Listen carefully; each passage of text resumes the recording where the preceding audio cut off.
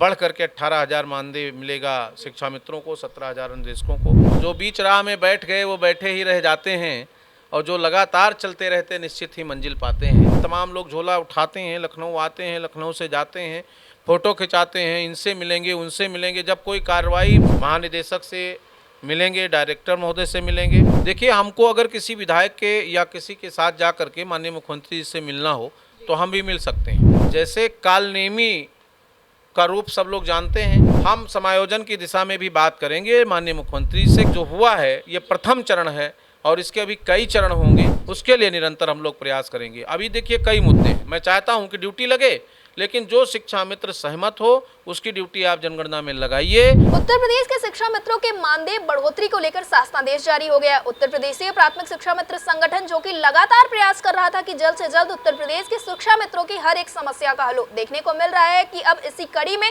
संगठन आगे की भी समस्याओं के हल के लिए पूरा प्रयास कर रहा है, जैसे कि उनका स्थानांतरण, इसी के साथ उत्तर प्रदेश के शिक्षा मित्रों का समायोजन, जो कि एक सबसे बड़ा मुद्दा है। और आज संगठन के पदाधिकारी हमारे साथ मौजूद हैं, शिव कुमार शुक्ला जी, इनसे बातचीत करेंगे और जानेंगे कि आखिरकार आगे की क्या कुछ तैयारियां हैं। शिव कुमार शुक्ला जी, सबसे पहले तो आपको बहुत बहुत बधाइयां, मानदेय को लेकर एक बड़ा शासनादेश जारी हो चुका है, लेकिन आगे की क्या तैयारी है? क्योंकि कल तो आपके द्वारा ही फेसबुक प्लेटफॉर्म पे बताया गया, आज तमाम अधिकारियों से मुलाकात होनी है, महानिदेशक निदेशक से मुलाकात होनी, क्या तैयारियां हैं? बहुत बहुत धन्यवाद। मानदेय वृद्धि के लिए में आप लोगों ने सहयोग किया, सरकार के लोगों ने सहयोग किया, माननीय विधायकों ने, माननीय जनप्रतिनिधियों ने, और मैं सबको आपके चैनल के माध्यम से माननीय मुख्यमंत्री जी को, वैश्विक शिक्षा मंत्री जी को, आदरणीय श्री चंद्र शर्मा जी सहित जहां हम बैठे हैं, माननीय रामकृष्ण भार्गव जी विधायक हैं सीतापुर से, सबको बहुत बहुत धन्यवाद, बहुत बहुत आभार। और रही बात दूसरी प्रक्रिया तो हम तो लगातार चलते हैं कि जो बीच राह में बैठ गए वो बैठे ही रह जाते हैं और जो लगातार चलते रहते निश्चित ही मंजिल पाते हैं। तो हम लोग उस उद्देश्य से इस कार्यक्रम का शुभारंभ किए थे और बड़ी कठिनाइयों के बाद विगत 8 वर्षों तक लोग बहुत संघर्ष में रहे और उस संघर्ष का परिणाम था कि जब हम लोग 12 जनवरी 2023 को एक आंदोलन यानी रैली के रूप में कार्यक्रम प्रारंभ किया, तो चाहे 12 जनवरी रहा हो, चाहे 18 अक्टूबर 23 रहा हो, चाहे 5 सितंबर 2025 रहा हो, तो ये एक बड़ा आंदोलन था। और इस बड़े आंदोलन था और साथ साथ हमारा समन्वय से संवाद की यात्रा जो थी वो बड़ी सुखद थी। उसमें हमने अधिकारियों से और माननीय जनप्रतिनिधियों से बैठ करके बात किया और इसमें 2024 लोकसभा चुनाव के बाद परम आदरणीय श्री चंद्र शर्मा जी मिले। उससे पहले हम लोगों का मदद ध्रुव कुमार त्रिपाठी जी ने बड़ी ही सहृदयता से किया, इसलिए उनको भी धन्यवाद। और फिर श्री चंद्र शर्मा जी ने हमारे और सरकार के बीच का जो गैप था उसको ख़त्म किया। हम लोगों की मुलाकात हुई, फिर बैठक हुई, बैठक के बाद मंत्री जी से बैठक हुई और उसके बाद तो बहुत आपको मिलेंगे अध्यक्ष, बहुत महामंत्री मिलेंगे। तमाम लोग झोला उठाते हैं, लखनऊ आते हैं, लखनऊ से जाते हैं, फ़ोटो खिंचाते हैं, इनसे मिलेंगे, उनसे मिलेंगे। जब कोई कार्रवाई संपादित होने की दिशा में चलेगी तो, और ये हमारे यहाँ नहीं हर जगह है, तो इसमें मुझे अच्छा है कि चलिए सबका अपना अपना व्यू है, अपना अपना विज़न है, लेकिन हमारा विज़न साफ़ है और हमारे संगठन का विज़न साफ़ है। पिछले विगत कई वर्षों से हम लोग निरंतर पूरे पदाधिकारियों के साथ एक कमेटी के साथ संघर्ष कर रहे हैं और अब मानदेय वृद्धि हो चुकी है, शासनादेश हो गया। मई में सबको बढ़ करके 18,000 मानदेय मिलेगा शिक्षा मित्रों को, 17,000 अनुदेशकों को। सभी को धन्यवाद। सभी लोग जो बढ़ा हुआ मानदेय प्राप्त करें और आगे हम लोग निरंतर संघर्षरत हैं। अभी हम लोग स्थानांतरण पर बात कर रहे हैं। कल भी हमारे महामंत्री जी की मुलाकात हुई थी। आज हम लोग अभी सभी लोग संयुक्त रूप से महानिदेशक से मिलेंगे, डायरेक्टर महोदय से मिलेंगे।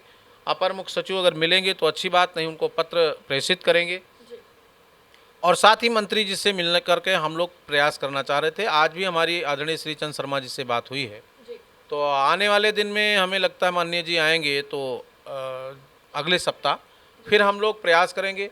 देखिए, हमको अगर किसी विधायक के या किसी के साथ जा करके माननीय मुख्यमंत्री जी से मिलना हो तो हम भी मिल सकते हैं, लेकिन मैं चाहता हूं कि जिसने नेतृत्व किया है उसके जिसका संरक्षण मुझे प्राप्त है और उनको ये ना लगे, मैं उन्हीं के संरक्षण में उनके साथ मिलूंगा। माननीय मुख्यमंत्री जी को उनके साथ बधाई दूंगा और माननीय मुख्यमंत्री से अपेक्षा करूंगा कि मई माह में कोई विस्तृत कार्यक्रम हमको दें जिससे माननीय मुख्यमंत्री जी का हम लोग सम्मान कर सकें। उसमें माननीय मंत्री जी हों, वे शिक्षा मंत्री जी हों, सभी सम्मानित विधायक गण हों, एमएलसी गण हों और साथ ही माननीय जो है मुख्यमंत्री जी हम सब के बीच में हों और हम सब अपनी बात माननीय मुख्यमंत्री जी को धन्यवाद ज्ञापित करेंगे और उनको अवगत कराएंगे। जी, शुक्ला जी, समायोजन को लेकर अब फिर से सभी लोग कहने लगे हम समायोजन करवा देंगे और समायोजन को लेकर तमाम तरह की बातें हो रही हैं और एक बार फिर से वो सिलसिला जारी हो गया है जो इसके पहले देखने को मिला था कि उत्तर प्रदेश के शिक्षा मित्रों का मानदेय 40,000 हो गया, 35,000 हो गया, अब ये आ रहा है कि अगले महीने समायोजित हो जाएंगे। तो ऐसे लोगों से आप क्या कुछ कहना चाहेंगे, क्योंकि अभी तो आप लोग संघर्ष जारी ही रखे हुए हैं? देखिए, भ्रमित होने की आवश्यकता नहीं है। जैसे कालनेमी का रूप सब लोग जानते हैं, तो उस प्रकार से भी लोग समाज में हैं। उनसे सावधान रहते हुए सीधे आप सुरक्षित संरक्षित रूप से एकत्रित रह करके, संगठित रह करके अपना काम करिए। हम समायोजन की दिशा में भी बात करेंगे, माननीय मुख्यमंत्री से करेंगे कि जो हमारे आहर लोग हैं उनको समायोजित करिए, जो नहीं हैं उनको आहर कराइए, फिर समायोजित करिए। लेकिन ये विषय, इस पर कई बार बात हुई और जो लोग लिखते हैं उनको कुछ करना नहीं है। और उसके बाद मानदेय तय हुआ कि पहले मानदेय बढ़े, पहले स्थानांतरण हो, पहले स्वास्थ्य व्यवस्था हो, 12 महीना 62 वर्ष की सेवाएं सुरक्षित हों, उसके बाद हम लोग आगे की प्रक्रिया को धीरे धीरे बढ़ाते रहेंगे। चिकित्सा का अवकाश मिल जाए तो धीरे धीरे सुविधा होगी। और मैं ये कह सकता हूँ कि अभी ये जो हुआ है ये प्रथम चरण है और इसके अभी कई चरण होंगे। तो आने वाले दिनों में शिक्षा मित्रों का मानदेय और बेहतर होगा, उनके जीवन में जो सुख सुविधा प्राप्त होनी है वो और बेहतर होगी। उसके लिए निरंतर हम लोग प्रयास करेंगे। अभी देखिए कई मुद्दे हैं। स्थानांतरण एक मुद्दा है, बच्चों का एडमिशन होना है, जिनको ट्रांसफ़र जाना है वो प्रयासरत हैं कि हमारा स्थानांतरण हो जाए तो यहाँ से नहीं हम वहाँ विद्यालय में बच्चों का एडमिशन कराएं। SIR की प्रक्रिया खत्म हुई, जनगणना की प्रक्रिया शुरू हो गई। अब जनगणना में जिनकी ड्यूटी लग जाएगी 1 साल उनका स्थानांतरण नहीं होगा। इसलिए मैंने निदेशक जनगणना को भी लिखा है कि महोदय, जो लोग सहमत हों, मैं चाहता हूं कि ड्यूटी लगे, लेकिन जो शिक्षा मित्र सहमत हो उसकी ड्यूटी आप जनगणना में लगाइए, जो असहमत हो उनकी ड्यूटी आप मत लगाइए, उनसे स्वेच्छा से बात किया जाए। क्योंकि स्थानांतरण में बहुत सारे लोग प्रभावित होंगे और ड्यूटी लगने के बाद उनका स्थानांतरण नहीं हो पाएगा और अगर स्थानांतरण होगा तो उनका ID पासवर्ड डिस्टर्ब हो जाएगा, फिर जनगणना का कार्य रुकेगा। इसलिए जनगणना कर्मी के रूप में जितने भी साथियों की ड्यूटी लगे उनको निश्चित रूप से उनसे सहमति लेने के बाद ही लगाई जाए और स्थानांतरण पॉलिसी जून से पहले हमारी लागू करके और सभी शिक्षाविद भाइयों बहनों का स्थानांतरण सुनिश्चित करा दिया जाए। जी, शिवकुमार शुक्ला जी, मेरा आपसे अंतिम सवाल है। अभी जब आप लोगों का मानदेय बढ़ा तो देखने को मिला कि राजनीति में भी काफ़ी ज़्यादा गर्मा गर्मी हो गई। अखिलेश यादव कहने लगे कि अगर हमारा साथ देते तो आज आप लोग सहायक अध्यापक के रूप में होते और हमारी सरकार आती है तो हम ऐसा कुछ कर देंगे।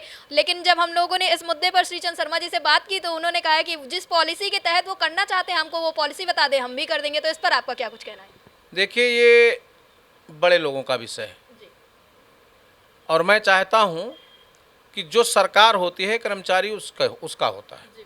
निश्चित रूप से मैं कहूँगा कि माननीय अखिलेश यादव जी ने तत्कालीन सरकार में जब हम लोगों का समायोजन किया था तो हमें वेतन भत्ता बहुत बेहतर मिला और मूल पद मूल कैडर पर ये देश की पहली व्यवस्था थी जो समायोजित हुई।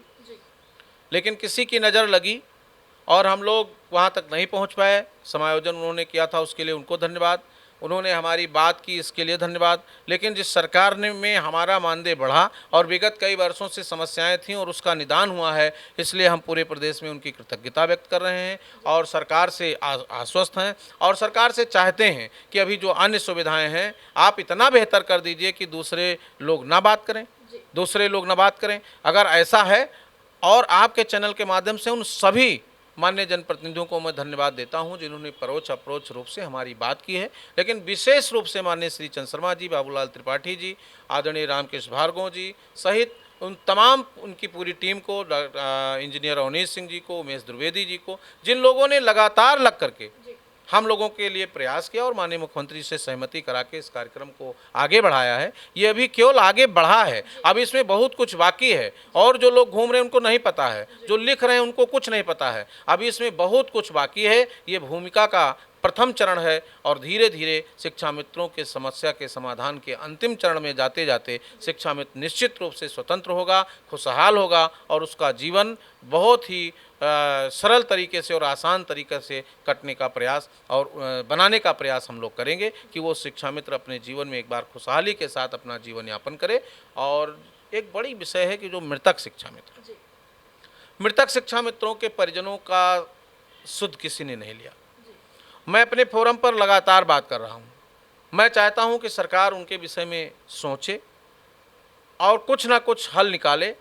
पहले तो परिजनों का आर्थिक सहयोग हो किसी भी दिशा में, किसी भी दशा में, और उसके बाद उन परिजनों से किसी न किसी बच्चे को यहाँ तक ला करके उनके परिजनों में से और स्थापित किया जाए, जिससे उनका भी रोजी रोटी चले। चूँकि शिक्षा मित्र ऐसे ही टूटा था और उसके परिवार जाने के बाद एकदम से बिखर चुका है, तो इन तमाम समस्याओं पर बात हम करेंगे।